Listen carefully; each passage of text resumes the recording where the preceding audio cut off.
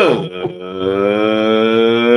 morning, everyone, and welcome into Wake and Take. It's your boy Jason, and we have some football to talk about today. We just had week 4, the Sunday, so tons of games to talk about, tons of games to overreact to. I'm bringing you my reactions to Sunday on today's show. So why don't we sit back, relax, sip our coffee, and enjoy the show.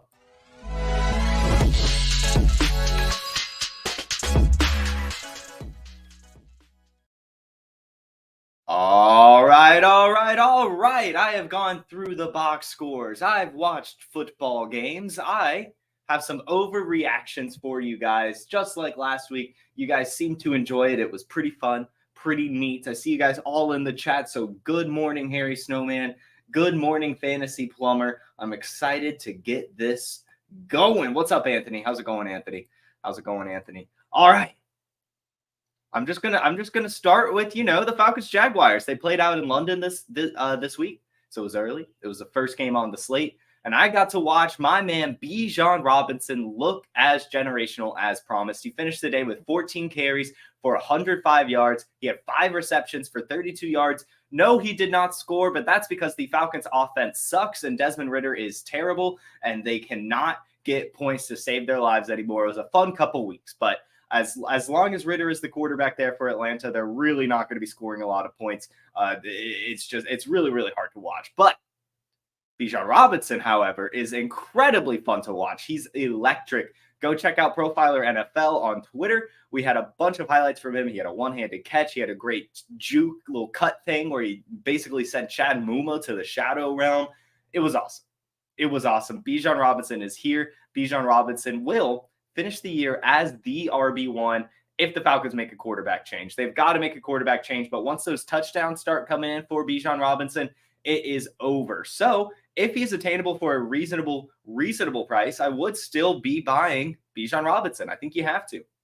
Because again, I mean, he's having 100 yards basically every single game this season, all purpose, and just not scoring touchdowns. Those will come. He's going to have some massive ceiling games, and it's really, really going to be special. Bijan Robinson is in for a fantastic year and career on this Falcons team. For the Jaguars, Christian Kirk is still the wide receiver 1. Going into this game, I thought it was possible that Calvin Ridley would have a ton of usage given that it was a revenge game going up against Atlanta. He started the day well, Calvin Ridley. His first catch of the game, his first target of the game, it's a touchdown against the Falcons. You think it would go from there, but no, he only finishes the day with 2 or 3 catches.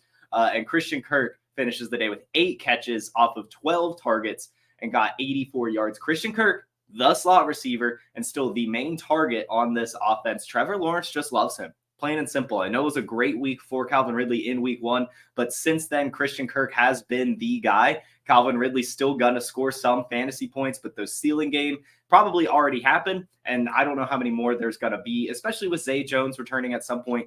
Evan Ingram looking as good as he is. Christian Kirk is still the Jaguars wide receiver 1, and it's probably going to remain that way as long as he's healthy and can finish out the year. Jonnu Smith is looking to be the Falcons' really main weapon, main receiving weapon outside of Bijan Robinson. Jonnu Smith is being fed the past few weeks, and this week he finishes the day 6 of 6 for 94 yards, the leading receiver for the Falcons.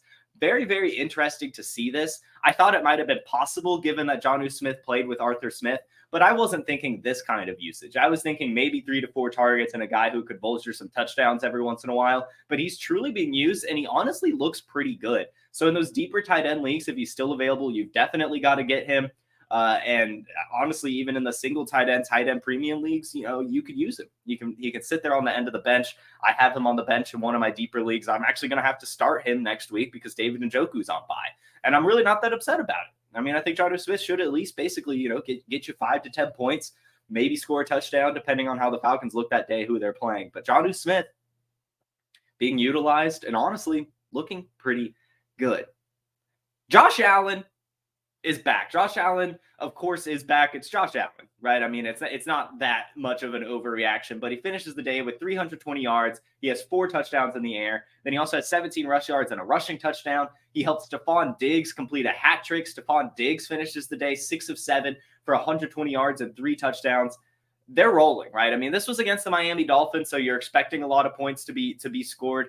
But still, Josh Allen went out there and played like the Josh Allen we know and love, and it's looking like he's back, right? I mean, it was a rough week 1 against the Jets, but since then he's at least been consistent. And this week we finally got that ceiling game that we all love from Josh Allen, have come to expect, and there's going to be plenty more as the year goes on. Josh Allen's back, and he's going to continue to be back. He's the quarterback 2 now on the season. I think he still has a chance to easily finish as the quarterback 1 if he keeps playing like he did on Sunday. And another player who's honestly might finish the year as the number 1 in their position if they keep playing the way they're playing is Achane.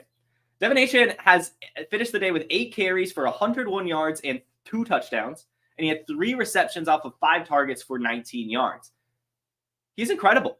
After only 2 games, right? After only 2 games, he's already the running back 3 on the year. He's basically tied with Raheem Mostert now, who had been playing the entire season. Achane is legit. He looks fantastic. He's breaking away on runs. He's scoring touchdowns. He's getting catches. I mean, he really, really is a star. So congratulations to everyone who won him on Fab last week. Congratulations to everyone who drafted him in your rookie draft. Congratulations to everyone who had been stashing him. Congratulations to Achane managers. It's a wild ride. It's going to be fun, and you cannot bench him for the rest of the year. I don't care. He can get 5 touches every single game for the rest of this year, and he's still going to score a touchdown or at least get you 70 to 100 yards off of only 5 touches. I mean, he is just simply electric, and I honestly could. I was in on Achane. I have a ridiculous amount of Achane on my fantasy football teams, but I could not have predicted this good of a performance, especially in back-to-back games. I mean, it is just really, really special what we're seeing right now from Achane.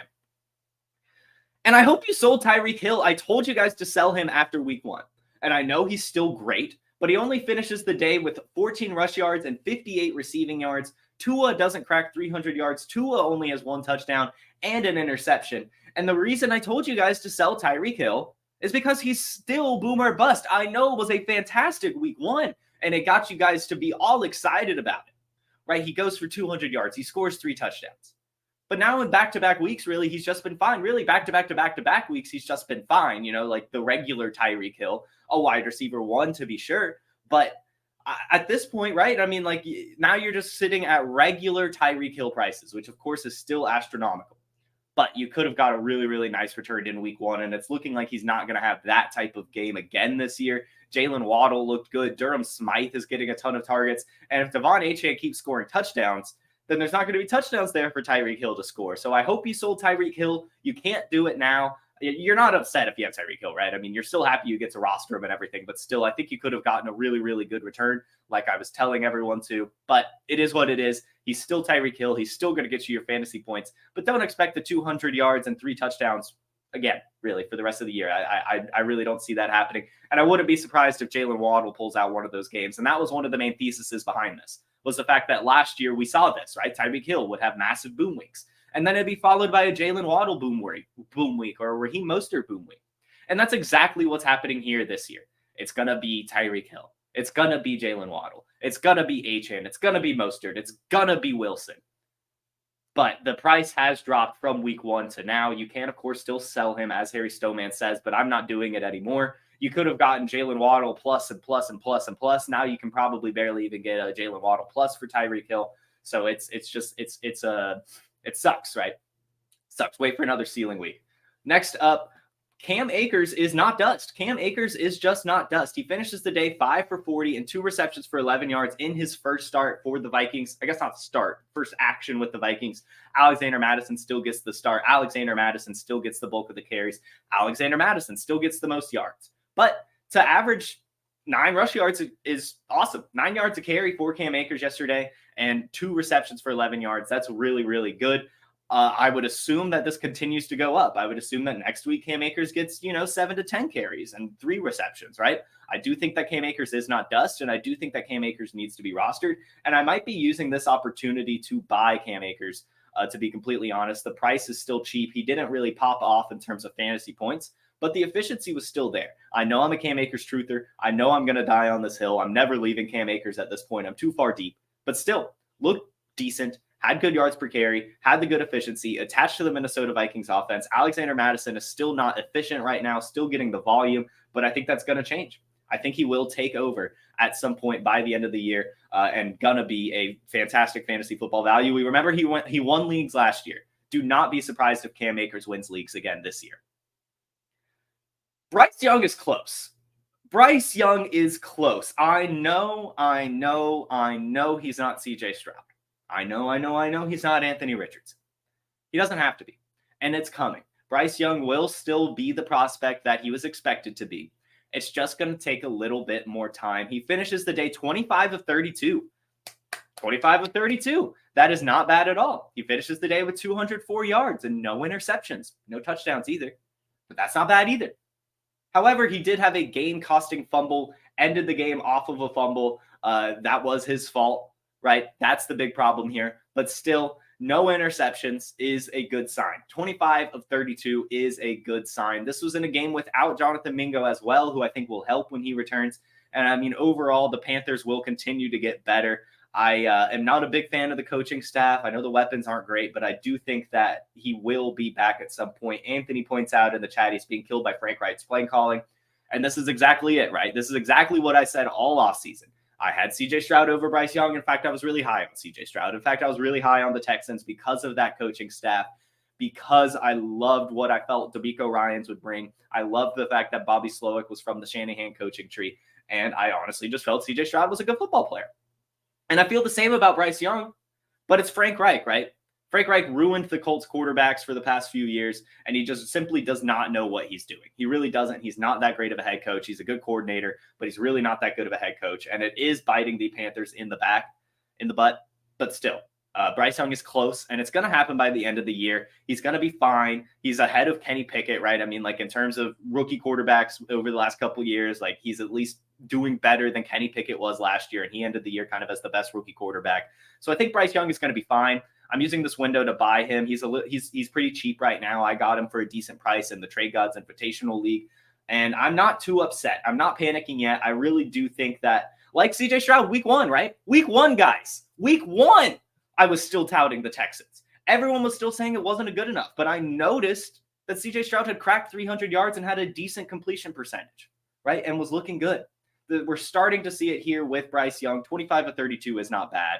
And as the year goes on, he's going to get better. I think Bryce Young is close. I really do. I really do believe that all three of these quarterbacks that were drafted in the first round will hit and will be worth their draft capital. It's just taking a little bit more time with Bryce Young, but that's fine. Like, that's history, right? Like, normally it takes some time. Normally it's not as good as Anthony Richardson and CJ Stroud right at the gate. So continue holding on to Bryce Young. It's going to be okay. The Carolina Panthers running backs situation is a timeshare. I know that Miles Sanders was unhealthy going into this, so that's part of it.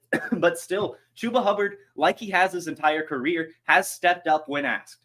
14 of 41, 2 receptions. Miles Sanders, 13 carries for 19 yards. 3 receptions for 13 yards. Miles Sanders simply did not look good yesterday. Yes, there was some health concerns, but still Chuba Hubbard out-touched him. Actually, they both had the same amount of touches. They both had exactly 16 touches, but Chuba Hubbard had 43 yards compared to Miles Sanders' 32. Chuba Hubbard going to continue to get a decent bit of workload as the year goes on. And if Miles Sanders goes down, Chuba Hubbard's going to be that guy. Look at that. 5 receptions between these two running backs. Bryce Young does target his running backs. I do think that you guys need to go get yourself some Chuba Hubbard. I'm saying it now. Go get some Chuba Hubbard. He's a great handcuff right now. And I do think by the end of the year, he's going to be really, really good. And like I said, with Bryce Young, I think this Panthers offense will get better as the year goes on as well. I don't think they're going to be good or like win the division or anything, but in terms of scoring some fantasy points and touchdowns in general, I do think that'll come. Terrace Marshall looks sneaky, but that's not the answer to me. In the weeks that Jonathan Mingo has been out, Terrace Marshall has had 8+ targets now in back-to-back weeks, but not much production. And the fact that he has not had much production means that, to me, it will go back to Jonathan Mingo when he returns. Jonathan Mingo, we saw, was getting fed before his concussion. I think when he returns, he will continue to get that type of usage, and Terrace Marshall will go back to the 3-4 targets a game instead of the 8+, simply because he hasn't been producing with this. This was a chance for Terrace Marshall. He did not capitalize. Look for Jonathan Mingo to get 8+ targets a game for the rest of the year. Justin Fields is back for now. Yes, it was an easy matchup against the Denver Broncos, but it was in the air that he did it. And I think that is extremely encouraging. In the first game without Chase Claypool, so it's looking like Chase Claypool may have been the issue, he finishes the day 28 of 35. He has 335 pass yards. He has 4 touchdowns, 1 interception, and then only 4 carries for 25 yards, right? So all of this came in the air. Cole Kmet had 2 touchdowns. DJ Moore had a great touchdown grab. And I think Khalil Herbert got the other receiving touchdown. The fact that he was getting this done in the air shows that Justin Fields was back. And the reports at the end of the game is he just sat there in his locker with his uniform still on after the game. Everyone had already left and he was still just in the locker with his uniform on, just staring blankly, was the report I saw. We saw this from Joe Burrow last year too, where he just, he's just stunned, right? He's shocked. You lose the game in that fashion. You blow a 21-point lead because Eberflus is just an idiot, and the Bears team does not know how to coach or really complete a football game. But Justin Fields, I do think, is back. If he gets moved, he'll be fine. And I think that those of us that bought Justin Fields in this lull period are extremely excited right now. I don't think he's going to, of course, have a 4 passing touchdown game again. You're not playing the Broncos every single week, but will he get those 30-plus point fantasy weeks again? Yes. A lot of it's going to be coming from the ground as well. He's not only going to have 4 carries for 25 yards going forward either. He's going to be back. He's going to be scoring his fantasy points, and it's going to be fun. It's going to be nice. And unfortunately, what's not going to be nice is Khalil Herbert. He's not backing down. He's simply not. He still holds this backfield, and it's looking like he will for some time until he gets hurt. Because to be completely honest, he looks good. Yes, Roschon Johnson looks good, but Khalil Herbert looks too good to get away from him. He finishes the day 18 for 105. He has 4 receptions off of 5 targets, 19 yards, and a receiving touchdown. Roschon Johnson, despite the reports before the game saying he was going to get a better workload, only finishes the day with 5 carries and 1 reception for 15 total yards. If Roschon Johnson produces better, he'll earn himself the snap share, but you're not going to pass a guy who's rushing for 100 yards. You can't. You can't beat a guy who's also going 4 for 5 out of the backfield for a receiving touchdown. You can't. It's going to be Khalil Herbert until he gets hurt, unfortunately. I know we love Roschon here, but the simple fact of the matter is the slices of the pie are not big enough. Just not big enough.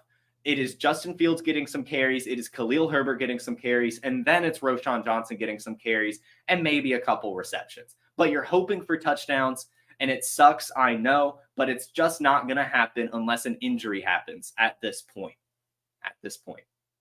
And DJ Moore is just simply good at football. He finishes the day with 131 yards and a touchdown. He's consistent.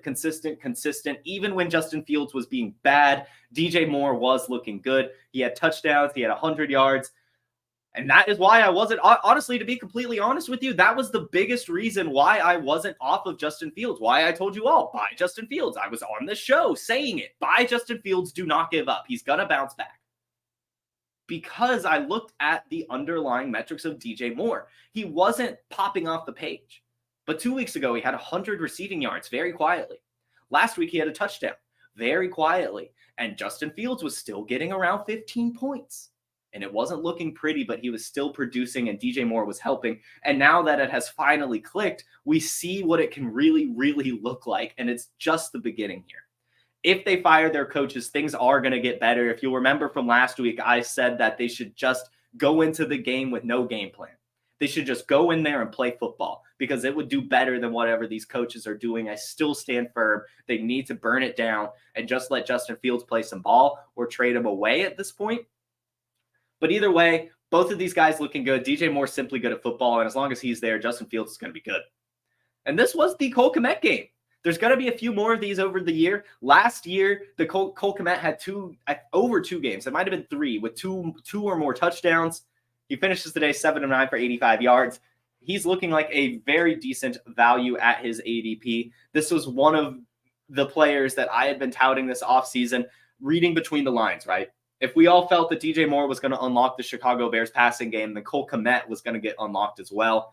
Mobile quarterbacks like their tight ends. It is what it is. Cole Kmet, a decent value, looking good. Probably not going to have a 2-touchdown game again for a minute, but it'll happen again this year. And Cole Kmet is just Cole Kmet. For the Broncos, Jaleel McLaughlin looking like he was a decent handcuff. We had been telling you to stash him because Javonte Williams, A, wasn't looking electric as he had in the past, and B, Jaleel McLaughlin was getting some usage. Well, when Javonte Williams went down, Jaleel McLaughlin finishes the day with 72 rushing yards off of only 7 carries and 32 receiving yards off of only 3 carries. That's right. 100 all-purpose yards off of 10 touches. Over 10 yards a touch for him yesterday and finished with a touchdown. Looking good. Looking good. Was fun to watch. So I am picking up Jaleel McLaughlin. We'll talk about waivers more tomorrow, but I'm picking up Jaleel McLaughlin. And I'm glad the couple teams I did pick him up on, I'm glad I have him because it's looking like Javonte Williams is at least going to miss a couple weeks right now with his injury. And Marvin Mims is still the most productive receiver on the Denver Broncos. He finishes the day with only 2 targets, but he brought them both in for 47 yards. Was the leading receiver yet again. He's still the leading receiver on the team with like half as many targets as Courtland Sutton. Marvin Mims is a hyper producer. And as the year goes on, as this Broncos offense starts to click better, Marvin Mims is going to earn himself a bigger role. And Jerry Jeudy and Courtland Sutton over the years have not been the perfect picture of health. I'm trading for Marvin Mims right now. I'm picking up Marvin Mims right now. It's going to be special as the year goes on. He's truly good at football. And if anything happens to either of the wide receivers ahead of him, he's going to get fed. And if he gets fed with this kind of production, the sky is honestly the limit. He's looking really, really good and producing at a very high rate. So Marvin Mims looking fantastic, still the most productive wide receiver on the Denver Broncos. Speaking of a wide receiver who's productive, but I think you've missed the selling window, is Zay Flowers. I told you guys after week 1 to sell Zay Flowers. I told you guys after week 2 to sell Zay Flowers. I told you guys after week 3 to sell Zay Flowers. I know he's good at football, but it's just not what you want. It is not an offense that you really want to be a part of. In a game where he should have been fed, he wasn't. In fact, this was his lowest target total of the year. In a game without Odell Beckham, in a game without Rashad Bateman, he finishes the day with 1 carry for -6 yards. He finishes the day with 3 receptions off of 4 targets for 56 yards. And most of it was one play. Most of it was one play. You could have taken Zay Flowers and gotten JSN plus. You could have taken Zay Flowers and gotten Jordan Addison plus. You could have taken Zay Flowers and get one of the next players we're going to talk about, Nico Collins plus. Now you're not going to be able to. You've missed the window. Mark Andrews finishes the day 5 of 5 for 80 yards and 2 touchdowns. Lamar Jackson only threw the ball 19 times, part of that game script, but still carries, right? 9 carries for 27 yards and a touchdown. Only 186 pass yards from Lamar Jackson. And that's what it's going to be very frequently for this team. Lamar Jackson simply does not have to throw the ball a lot. And Zay Flowers simply gets the short yardage targets. I know he had 1 big chunk play going down the field, but that's going to change when the other receivers come back. Zay Flowers is a manufactured wide receiver. His ADOT is extremely low. He's getting it behind the line of scrimmage. He's getting it in short routes. And that's just not a high enough ceiling on this offense. It's just not. It is just not. So I'm still looking to sell him if I can get a high return. I don't think you can get as high of a return you could have the last few weeks. He's great at football. He is.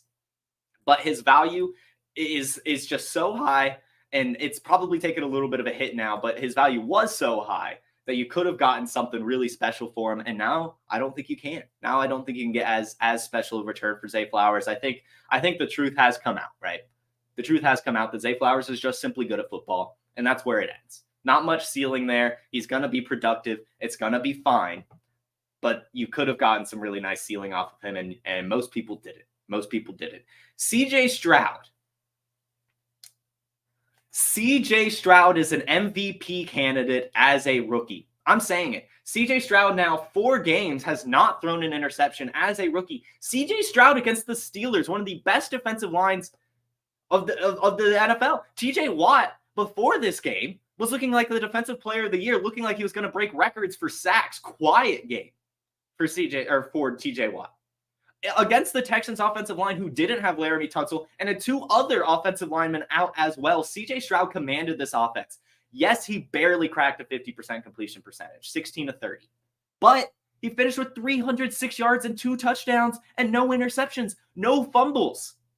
CJ Stroud is legit. CJ Stroud is fantastic, and congratulations to everyone who had him. If he continues to play like this as a rookie, he has an outside chance to win the MVP. It is what it is, because it is ridiculous seeing what he is doing for this team. Before the year, we weren't sold on any of these receivers. We thought they would maybe be fine. Who could have predicted Nico Collins, 7 of 9, 168 yards and 2 touchdowns? Again, really. Nico Collins has already had games like this year. Tank Dell has had games like this year, and it's because of C.J. Stroud. C.J. Stroud is extremely legit, is the guy, and is an MVP candidate already. No one else on this team yesterday had more than 30 yards receiving than Nico Collins. Well, Don Schultz had 42. So no one else had more than 42 yards yesterday. He's spreading it around, and Nico Collins is an alpha. Nico Collins is an alpha. Congratulations to everyone that got those mid to late teen draft picks on him. Looking fantastic, looking like one of the best steals of the draft. All of the Pittsburgh Steelers, every single one is a sell. You could classify them as sell lows, but I'm out. I am out. This offense is not it. They are fine, right? They're going to get you some decent floors. But Kenny Pickett, now hurt, finishes the day at 15-23, 114 yards, and 1 interception. Najee Harris and Jaylen Warren both finished the day with 11 points. Jaylen Warren has 14 touches. Najee has 15 touches. What do you do with that? You've got to start them both at this point. And then you're talking about wasting 2 starting spots on your roster every single week for maybe a combined 20 points. There's no ceiling on either of these guys. Jaylen Warren finished with 6 receptions and still only had 11 points, right? Think about that. So it is just, you've got to sell Najee Harris. You've got to sell Jaylen Warren. You've got to sell Kenny Pickett. You've got to sell George Pickens, 3 of 7 for 25. These are the games, right? Pat Freiermuth left the game at some point. Deontay Johnson's been out. And yet George Pickens is not producing at a high level. Calvin Austin, right? He's popped onto the scene. He's established himself as the deep threat. If anything, Calvin Austin might be the Steeler most worth rostering because he still has that upside. He's still going to be able to get you boomer bust weeks, and the role will continue to grow for him. He finishes the day 3 of 5 for 24, had a couple deep shots. One of them was intercepted. Could have been a touchdown. And Pat Freiermuth. You got to sell Pat Freiermuth. Pat Freiermuth, 3 of 4 for 7 yards, got hurt again. He seems to get hurt every single year. They're never major injuries, but still he's always banged up and always playing banged up. Sell Pat Freiermuth. You can still get an elite tight end for him, and that's always what I've been saying. I mean, I've been selling Pat Freiermuth since he came into the league. The hype is just way too there for him. I know he's good, but that's where it ends. He's just good. And there are great options out there. And speaking of great options out there, I'm standing up for this one if I can. I'm kneeing, I guess. My camera's messed up. Jelani Woods will be a beast. Jelani Woods is the answer. Go get Jelani Woods. Do it. Jelani Woods on the IR right now with a hamstring injury. Why do you end up on the IR with a hamstring injury? Well, if you're a player like Cooper Kupp, if you're a player like Jelani Woods, someone with extreme athleticism and upside that you don't want that injury to linger. Normally, you don't land on the IR with a hamstring injury unless a team is being careful. And what have we talked about time and time again with tight ends and mobile quarterbacks? They love them. Guess who was the leading receiver yesterday for the Colts?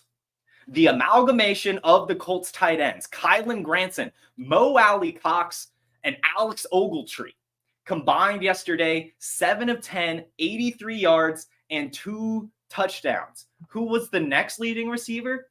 Josh Downs, 2 of 3 for 34 yards. Jelani Woods returns this week. Jelani Woods is going to get fed, and Jelani Woods is going to win some leagues. I'm telling you now. I'm saying it here. If Mo Alley Cox, Kylan Granson, and Alex Ogletree are getting this type of usage, I can only imagine what an athlete like Jelani Woods will get. If you remember, last year he had a 2-touchdown game against the Chiefs. He had another game where he had 9 receptions for 100 yards, roughly, right? He has the usage. He has the ceiling. He has the production. And now he's coming back off of a minor injury, off of sitting on a minor injury for 4 weeks. He's going to be at full health.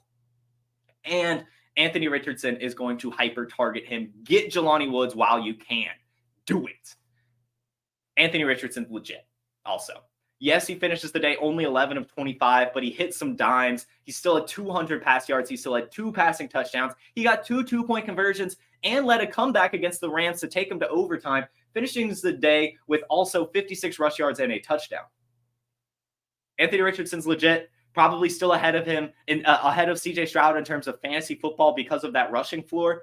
But still, if he can get, even a 50% completion percentage, I mean, we're talking about almost 300 yards. Michael Pittman did nothing yesterday, but Anthony Richardson did, right? Anthony Richardson is legit. He's going to be good. And congratulations to everyone that drafted him, right? I mean, Anthony Richardson is that guy. I don't even know what to say. Still buying him. I would pay a ridiculous price to get some Anthony Richardson. So fun to watch. And the sky is the limit.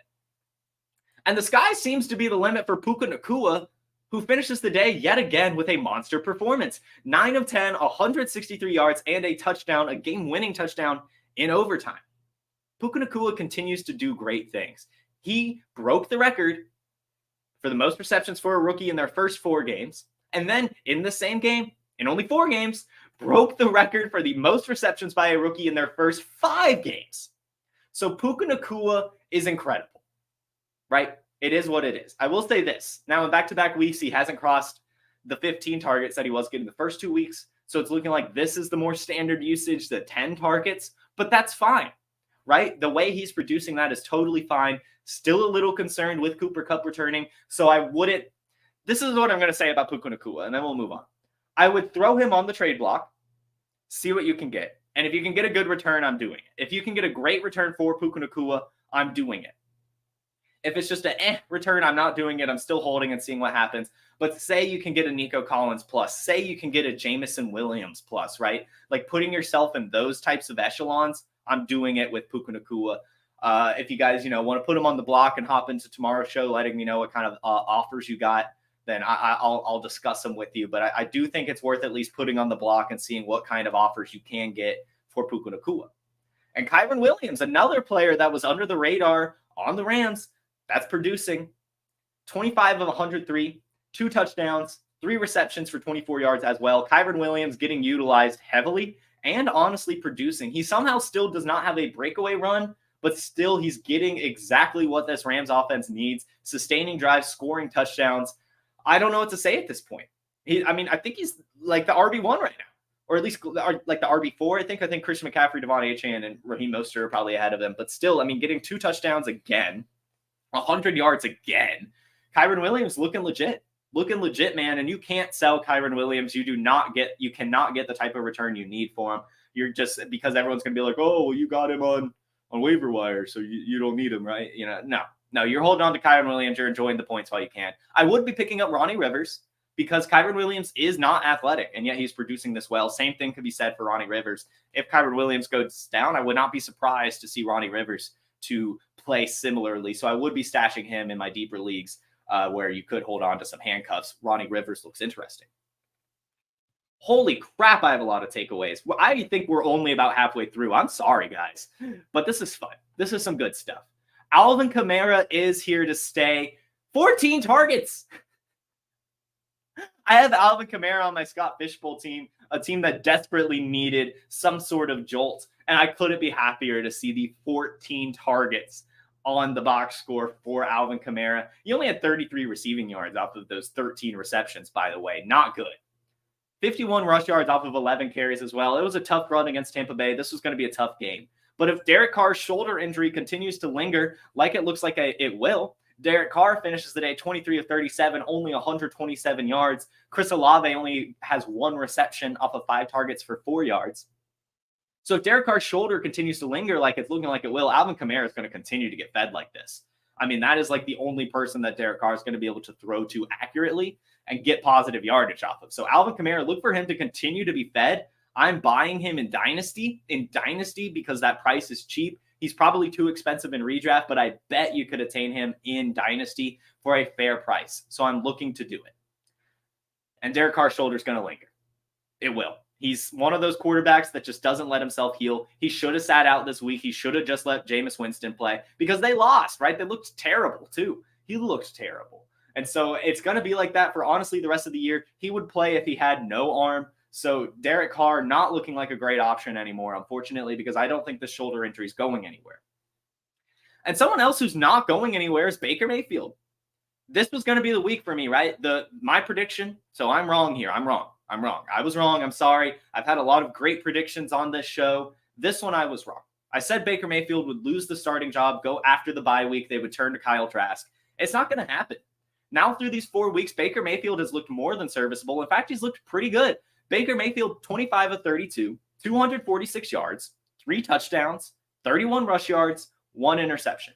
Totally fine. He gets Chris Godwin his best game of the year. Chris Godwin finishes 8 of 11 with 114 yards, a classic Chris Godwin game. Also, like I said on this show on Friday, I said the Chris Godwin vintage game is coming. What happened? The Chris Godwin vintage game. But Baker Mayfield is here to stay. I don't see him losing this job at all this year. He's playing exactly what you would expect and want from a quarterback. Getting Mike Evans points, getting Chris Godwin points, getting Rachaad White points, getting the team points. So Baker Mayfield has earned this job, and I don't see him losing it. I really don't. I hope you bought A.J. Brown. After the first 2 weeks, I'm not even an A.J. Brown guy. I like him. I know he's fantastic, but I don't like his price tag of wide receiver 4. I've always felt that was really expensive. But I hope you bought him. I hope you did. I said it here. I did say buy A.J. Brown after week 2. He had 2 dud games. Devontae Smith was outperforming him. But I knew and said and talked about A.J. Brown games were coming. This is exactly what we saw from him last year as well. Some boom weeks. And what just happened? 9 of 13, 175 yards, and 2 touchdowns. And now smashing Devontae Smith. Now not even close to Devontae Smith in terms of point totals, in terms of targets now. He's the clear leader in the doghouse, or in the clubhouse, and will continue to be. It's A.J. Brown. He's a beast. He's a beast. You can't get rid of him. The fact that he was being sold, I felt was ridiculous. Slow starts happen, and it wasn't even that slow of a start. He was still getting targets, still getting usage. The touchdowns and the ceiling just hadn't showed itself yet, but it was going to come. It was inevitable, and here it is. Congratulations to A.J. Brown, people who bought him, people who held on to him, looking good. And this is the year of the Swift. Not only do we have Taylor Swift going to football games, making commercial music for the NFL, but DeAndre Swift. DeAndre Swift's earned the job. 14 of 56 and a touchdown, 4 receptions for 23 yards. Kenneth Gainwell finishes the day with only 6 touches. DeAndre Swift looked good.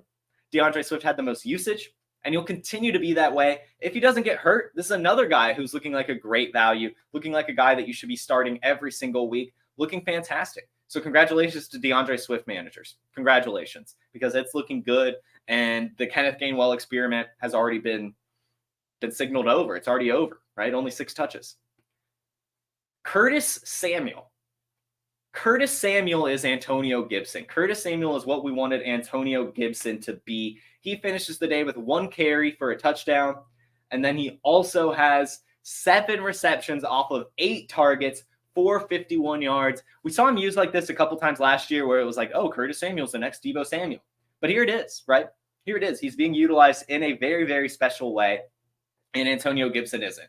Antonio Gibson finishes the day 6 carries for 19 yards, 1 reception for 7 yards. Curtis Samuel is more worth rostering than Antonio Gibson.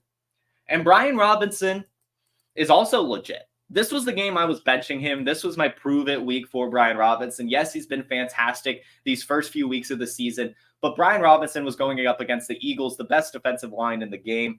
And I was like, this is my week. I'm going to bench him. If he proves me wrong, then he's a starter, right? He's a starter for basically the rest of the year. And what's he do? He gets to your points. It wasn't a ceiling week, but still 14 for 45 yards and a touchdown.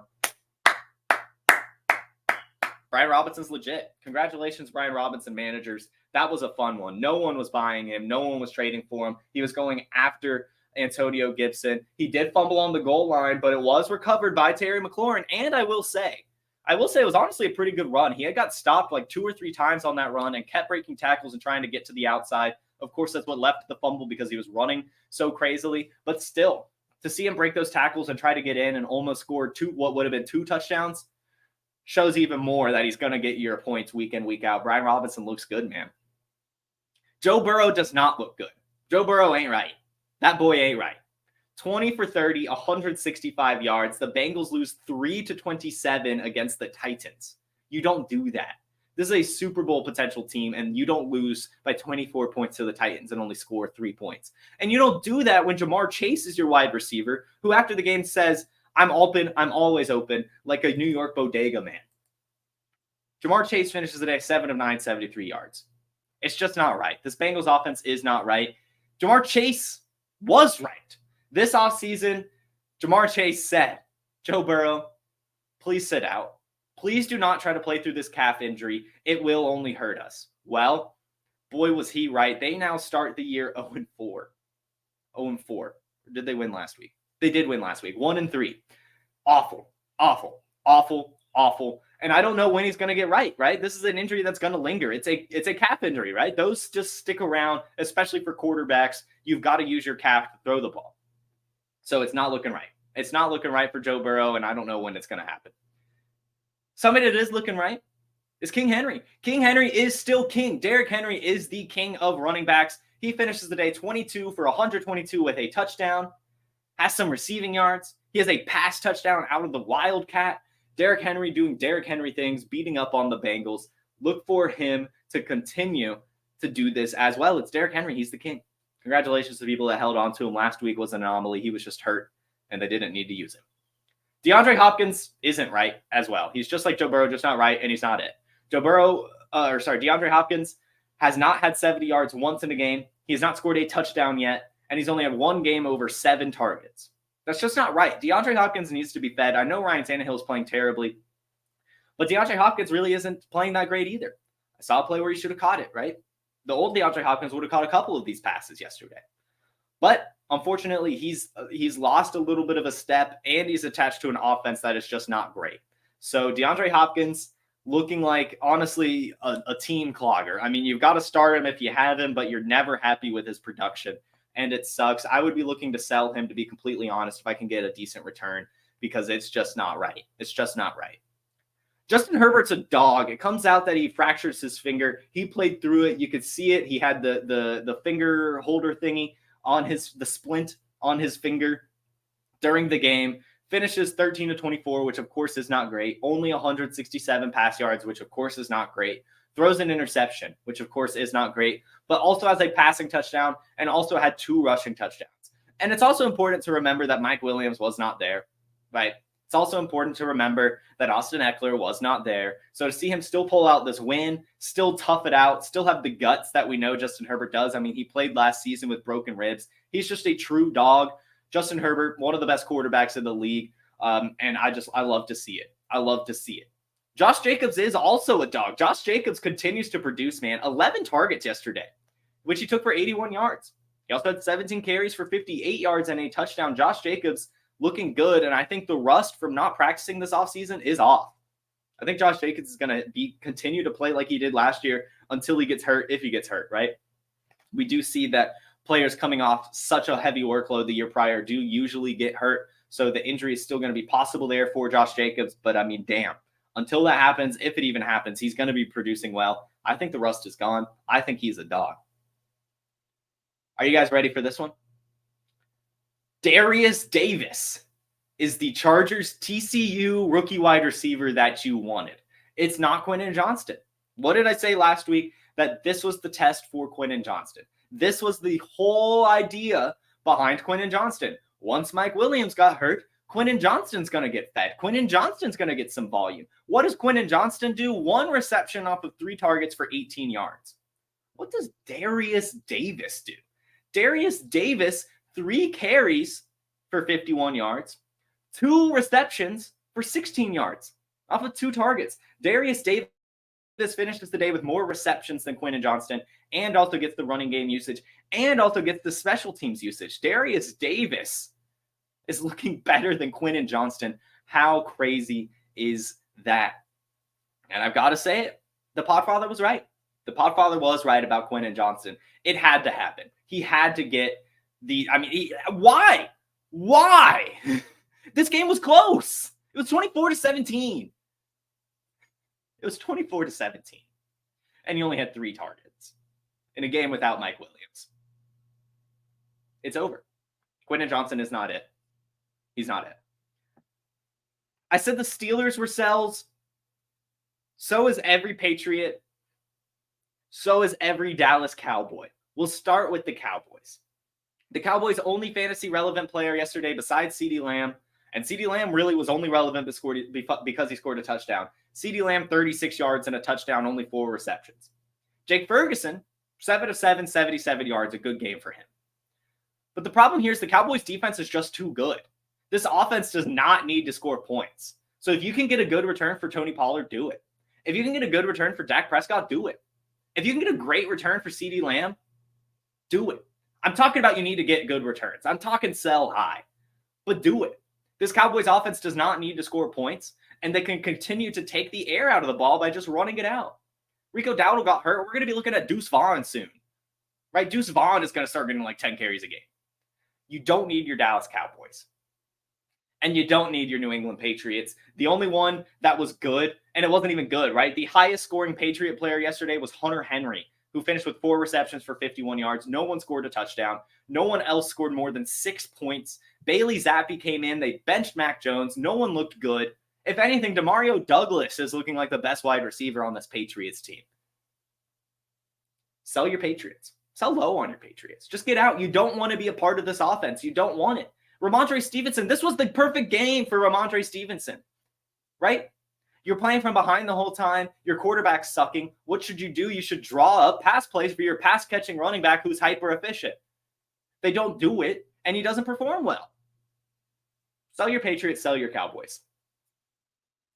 Christian McCaffrey is too good at football. Christian McCaffrey finishes the day with 106 rush yards and 3 rushing touchdowns. He finishes the day with 71 receiving yards and a touchdown. Part of this is Deebo Samuel didn't practice all week. Part of this is, well, actually, no.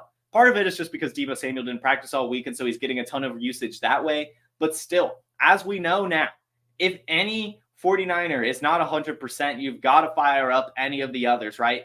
Because Brandon Ayuk also was fantastic. Brandon Ayuk is Brock Purdy's favorite target. It is clear now. Brandon Ayuk finishes the day 6 of 6 for 148 yards. Consistently got chunk plays from Brock Purdy. And that's how it's going to be all year. Brock Purdy loves himself Brandon Ayuk. And I'm not going to be panicking about Deebo Samuel. This was clearly a rest game. He only had 3 carries for 6 yards. Clearly a decoy. Clearly not 100%. That's fine. That's fine. Michael Wilson is the Cardinals wide receiver you need to roster. You need to roster Michael Wilson. Michael Wilson finishes the day 7 of 7 for 76 yards and 2 touchdowns. This was something we had started to see, and credit to Podfather on Waiver Wire. He was like, the production's not there, but the snap share is, the usage is there, the route participation is there. Now everything is finally lined up for Michael Wilson. He's going to be one of the top Waiver Wire ads. You should have been stashing him. It is what it is. But still, 7 for 7, 76 yards, 2 touchdowns. Josh Dobbs is playing really well. The Cardinals offense looks good.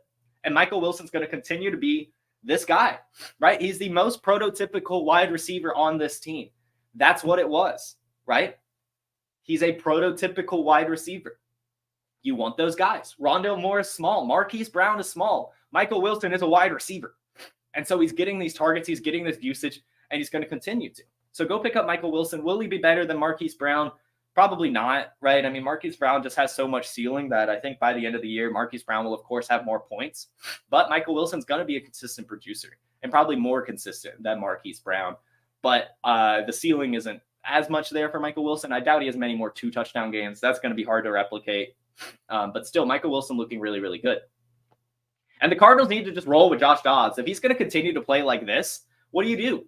What do you do, right? Josh Dobbs finishes the day 28 of 41, 265 yards, 2 touchdowns, and 12 carries for 48 yards against the 49ers. Guys, against the 49ers, Josh Dobbs looked like a star, really. Looked good. So they need to just roll with him all year. Let Kyler Murray sit out the year, get back to health, trade him. Trade Kyler Murray before the trade deadline. I don't care. Josh Dobbs looks good, and the Cardinals' future isn't needing to win games. So roll with Josh Dobbs. If he gets hurt, you can roll with Clayton too. It'll be fine. But they need to move on from Kyler Murray because, he's not going to help them that much. If Josh Dobbs is playing this well, I honestly don't. What would Kyler Murray do any different? Right? 265 pass yards, 2 touchdowns, and 48 rush yards. That sounds like a Kyler Murray stat line, right? So the Cardinals should just roll with Josh Dobbs. Just do it. Let's play a game.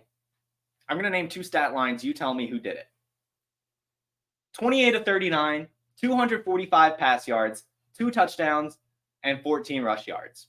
Just in the same game, the quarterback on the other side finished 18 of 30, 203 yards, 1 touchdown, 2 interceptions, and 51 rush yards. Well, guys, the better quarterback stats between those two was Zach Wilson. Zach Wilson outscored, outproduced, outplayed Patrick Mahomes yesterday. And what did I say on this show? Don't count out Zach Wilson. You can't. I was the only person in the entire world not writing off Zach Wilson. I'm not going to victory lap too much here because it's still a long season. But the simple fact of the matter is you can't count out a young quarterback because of bad performances against the Cowboys and the Patriots. The Patriots always have the Jets number. The Cowboys are one of the best defenses in the league, and we saw Zach Wilson beat the Bills. It was promising. And what does he do? He almost beats the Chiefs and plays well. Zach Wilson played well. He had all offseason with Aaron Rodgers. He has Garrett Wilson. He has 2 years in the league under his belt. Zach Wilson looked fine, right? And Zach Wilson's going to be fine. There's a reason this Jets team believed in him this much, right? They weren't going to sign off of him. And now they definitely won't. They've got 2 more kind of tough matchups before the bye week, so there's still a potential they move on from him after the bye. But it's his job for the next 2 weeks. And if he continues to play normal, at a normal way, they're going to keep him because that defense is too good. And he didn't turn it over against the Chiefs. Against the Chiefs, a defense who notoriously takes the ball away from the offense, right? One of the most turnover-happy defenses, blitz-heavy, interception-heavy, fumble-heavy, right? Doesn't bother Zach Wilson at all. Congratulations, Zach Wilson. And I hope you guys listen to me, right? He was so obtainable. He's still probably really, really obtainable, and I'm buying, to be completely honest with you. I bet this is a buy window because everyone's like, oh, he had a good game. I could sell him now. But I think he's going to be fine. I really, totally fine. Is he going to be mostly startable most weeks? Probably not. But in Superflex leagues, you could sneak him in every once in a while. He's a great QB3. He did fumble. You're right. I forgot about the fumble. But still, looked fine. Outproduced Patrick Mahomes. What more could you ask from him? Looking totally fine, average, everything you need from a quarterback, especially in Superflex leagues. Zach Wilson, totally fine. Isaiah Pacheco is a stud. 20 carries, 115 yards, and a touchdown. 3 receptions, 43 yards against the Jets, one of the best defenses in the league. Isaiah Pacheco ran all over them. He's a stud, man. He's a stud. Can I drop Dalvin Cook? Not yet. Can't drop Dalvin Cook. The Bryce Hall game is coming. 6 carries for 56 yards. That's the efficiency that you see from Bryce Hall. That's the efficiency we're going to continue to see. His health is picking up. Bryce Hall is going to be 100% within the next few weeks. And when that happens, not only will this Jets offense get better, Bryce Hall will as well. So buy Bryce Hall while you can, because I do firmly believe he will still finish as a top 15 running back, right? So Bryce Hall, the Bryce Hall game is coming, and the Bryce Hall health is coming. Get yourself some Bryce Hall while you can, and sell all of your Chiefs wide receivers. I don't care, right? Rashee Rice is the only one that finishes the day with 3 or more receptions. Rashee Rice, the only one with more than 4 targets in terms of the wide receivers. It's just not sustainable. Patrick Mahomes spreads the ball too much. Sky Moore, Rashee Rice, Kadarius Toney, Marcus Valdes-Scantling, Justin Watson, Justin Ross, none of them are startable. None of them will ever be startable. They're best ball assets at best. Sell any of your Chiefs wide receivers. Sell Sky Moore in Dynasty. Sell Rashee Rice in Dynasty. It's just not worth it. You can get players that you're much more comfortable starting easily. Just move on from them. It's never going to happen. It's spread out too much. And the Jets wide receivers. Garrett Wilson, 14 targets, 9 receptions, 70 yards. Alvin Lazard, 3 for 3, 61 yards and a touchdown. This is probably a sell window for Alvin Lazard. Seeing the only 3 targets is not good, but he got the fantasy points, right? Got the 61 yards, which is good. But still, I'm selling Alvin Lazard, and I'm buying Garrett Wilson. 9 for 14 and 70 yards. That's what you want to see. He's going to be fine.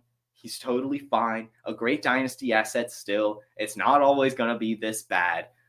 Get Garrett Wilson while you still can. He was fine. He was totally fine. Woo! Woo! Those are all my overreactions, guys. I see a couple questions here. I'll answer them. But this was a long show, so I want to get you guys out of here. Who helped Zach Wilson play better this week with their presence? Aaron Rodgers or Taylor Swift? Probably a little bit of both. You know that guy.